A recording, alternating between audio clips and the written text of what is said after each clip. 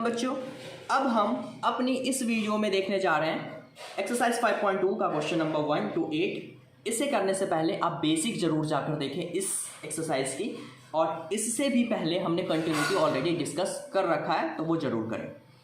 पहला क्वेश्चन क्या कहता है कि इसको डिफ्रेंशिएट करना है। तो फॉर्मूलेज अगर आपको याद हो तो फॉर्मूलेज में ऑब्जर्व करो कि ये क्या है, एक फंक्शन और ये है मेरा दूसरा फंक्शन। और अगर दो फंक्शन होते थे तो आपको अभी फॉर्मूला बताया था, पहले फंक्शन का डिफरेंशिएशन और दूसरा as it is, then multiply में दूसरे फंक्शन का डिफरेंशिएशन।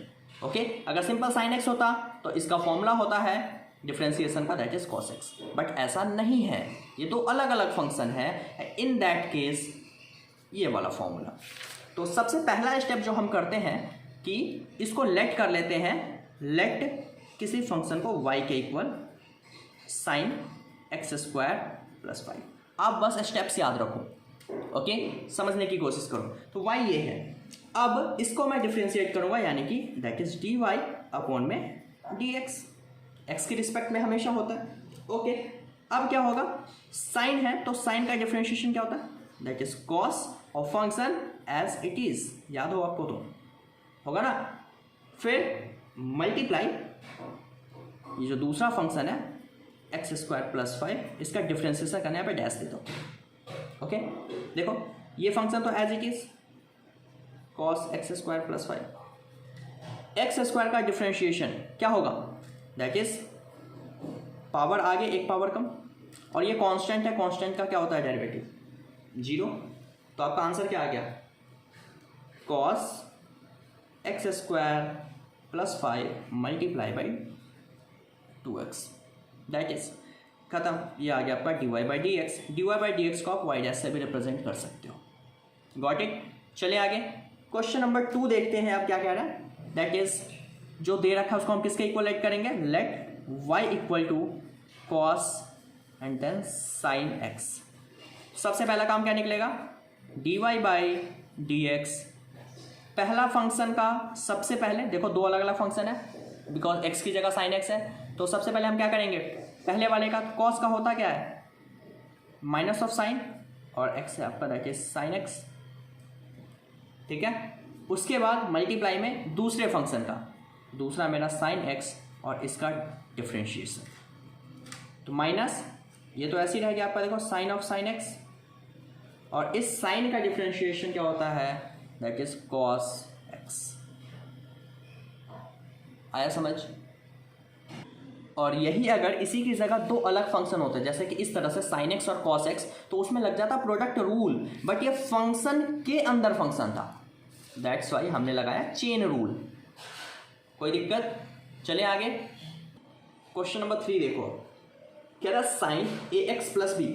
ओके, सबसे पहला स्टेप क्या करता है, let y equal to sine a x plus b, y के इक्वल लेट कर लिया।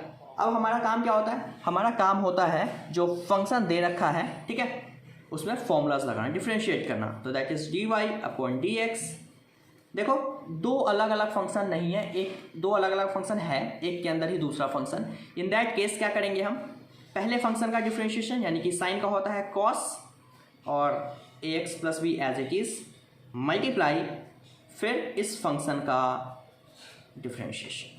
तो भाई पहला तो एज इट इज आ गया, और ए एक्स प्लस बी का क्या होता है, देखो x लगा हुआ है, यानी कि सपोज ये होता है 2x, तो x का तो 1 हो गया, और a as it is, a x है तो a, x का तो 1 हो गया, और ये कांस्टेंट फंक्शन है तो इसका 0, यानी कि आपका आ चुका है value cos A x plus B into में a।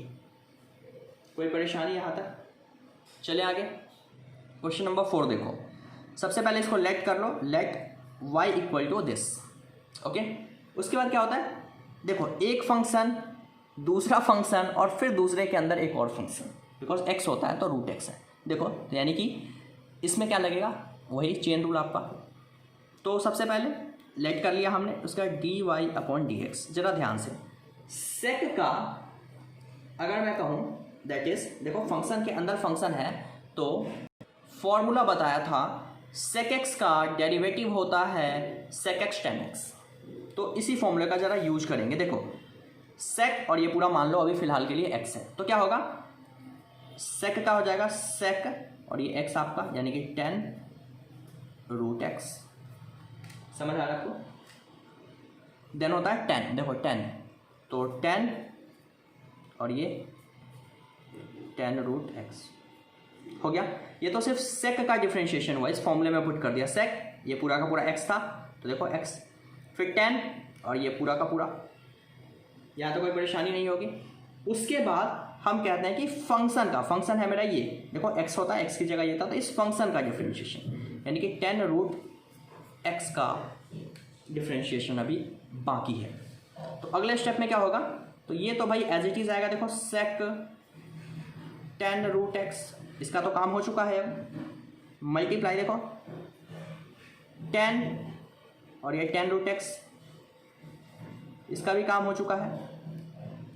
रह क्या गया आपका 10, तो 10 का आपको मैंने अगर याद हो तो क्या बताया था फॉर्मूला, तो 10 का डिफरेंशिएशन होता था दैट इज सेक स्क्वायर। 10 का क्या होता था, सेक स्क्वायर।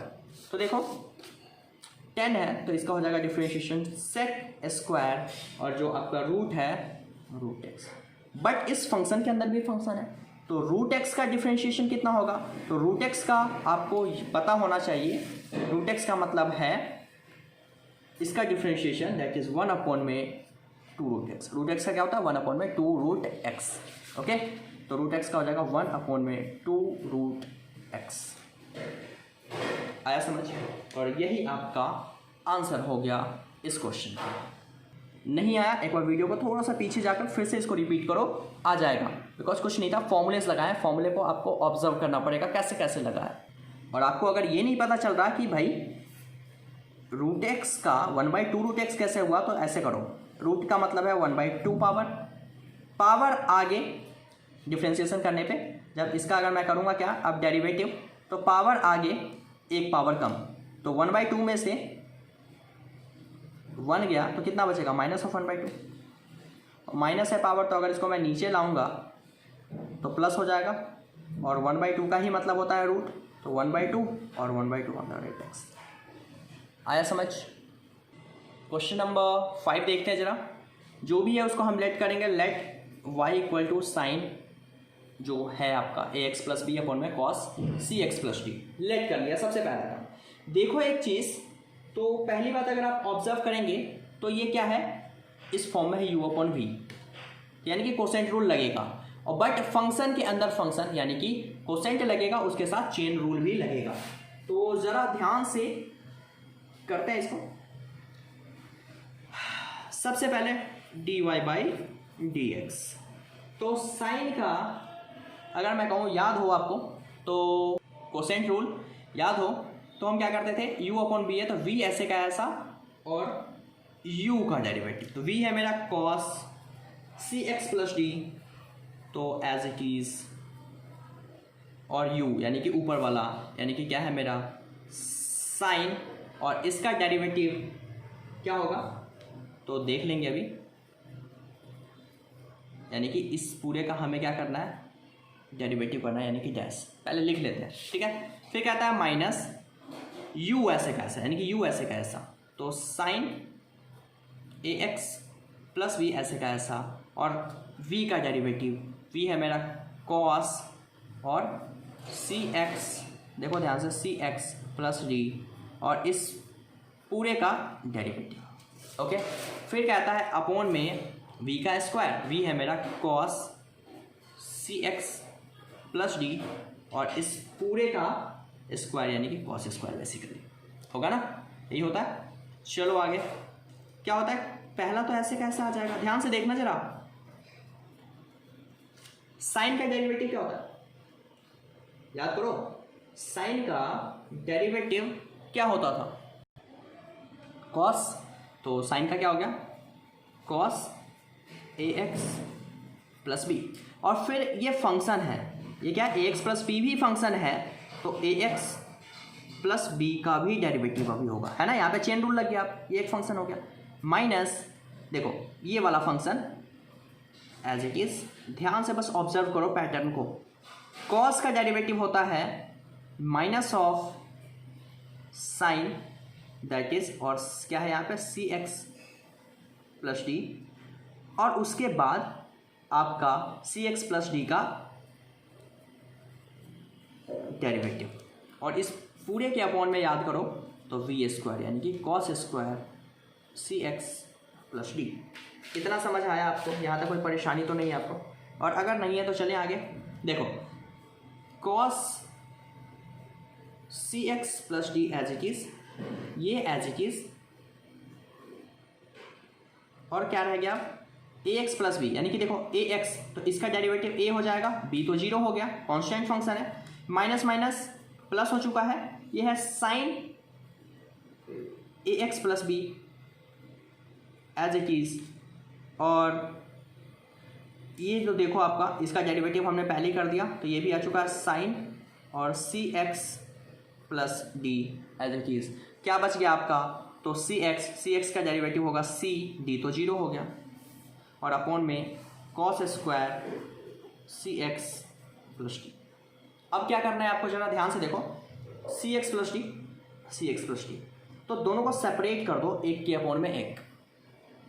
तो देखो क्या होगा सेपरेट करने से, cos c x plus D into में क्या है cos A x plus B into में ए, इसके अपॉन में कॉस स्क्वायर सी एक्स प्लस डी, प्लस इसके अपॉन में भी, दोनों के अपॉन में आएगा sign a x plus B sign C x plus D into में सी, और अपॉन में कॉस स्क्वायर सी एक्स प्लस डी। कैसे है देखो, अगर कहीं पे लिखा होता है ऐसा 2 अपॉन में 4 प्लस 3 अपॉन में 4, तो इसी को लिखते हैं ना एलसीएम लेके 4 और 2 प्लस 3 वही होता है, और इसी को यहाँ से अलग भी कर सकते हैं। तो वही काम किया, पूरे के अपॉन में था, दोनों को अलग अलग कर दिया, यहाँ से यहाँ चले गए।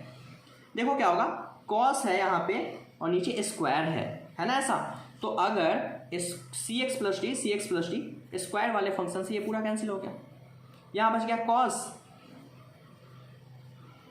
ए एक्स प्लस बी, और 1 अपॉन में कॉस क्या होता है, 1 अपॉन में कॉस होता है सेक, तो सेक c x plus D, simplify करना है, और ये ए एज इट इज मल्टीप्लाई में, प्लस देखो ये सी तो एज इट इज आ गया, साइन सी ए एक्स प्लस बी, और देखो साइन अपॉन में कॉस है ना, तो साइन अपॉन में कॉस, तो भाई कैंसिल तो नहीं होगा, बट साइन अपॉन में कॉस होता क्या है, तो वो होता है, याद करो तो tan, और सी एक्स प्लस डी है तो सी एक्स प्लस डी, बट ये स्क्वायर फंक्शन यानी कि 2 बार कॉस है, 1 बार कॉस तो tan बन गया, और 1 बार और बच गया यानी कि 1 by cos, that is sec c x plus d. ये मल्टीप्लाई में है सब एक दूसरे के, स्पेस ना होने की वजह से नीचे लिखा है।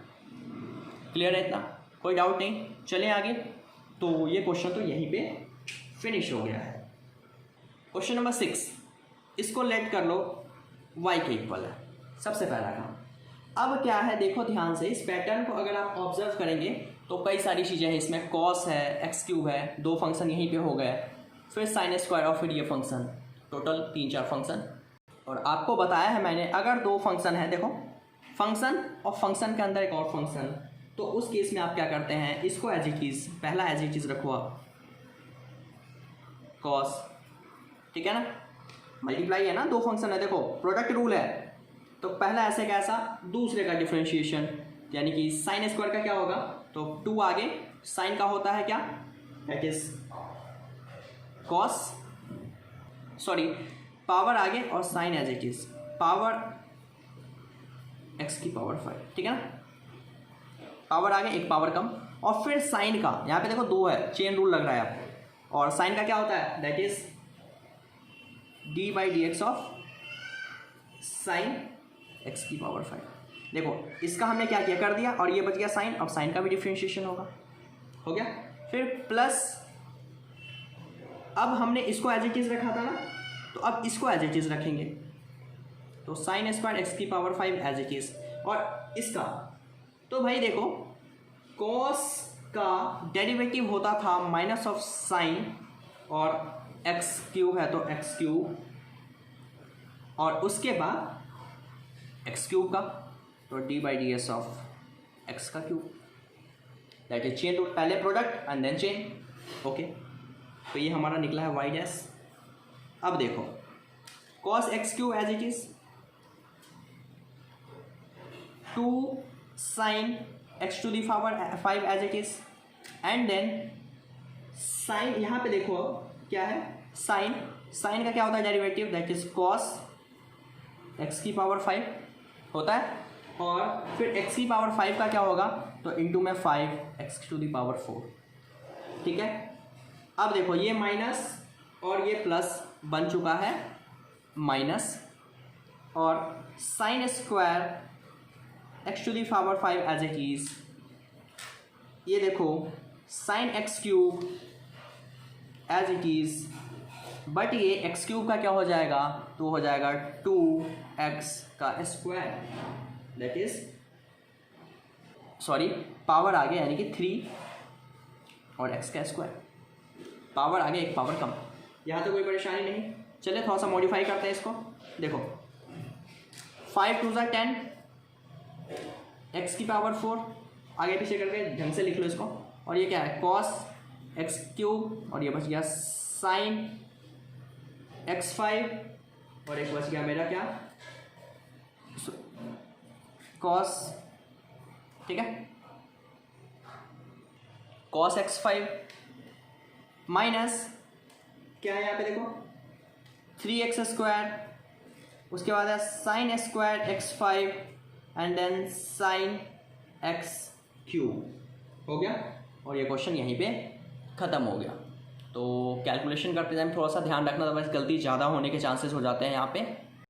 क्वेश्चन नंबर 7 देखो, इसको लेट कर लो, ये y के इक्वल है, y डैश कितना आएगा, तो भाई यहाँ पे अगर आप देखोगे तो पहला ऐसे का ऐसा, दूसरा अब देखो क्या है 1 बाई, इसका क्या होगा डिफरेंशिएशन 1/2 रूट एक्स,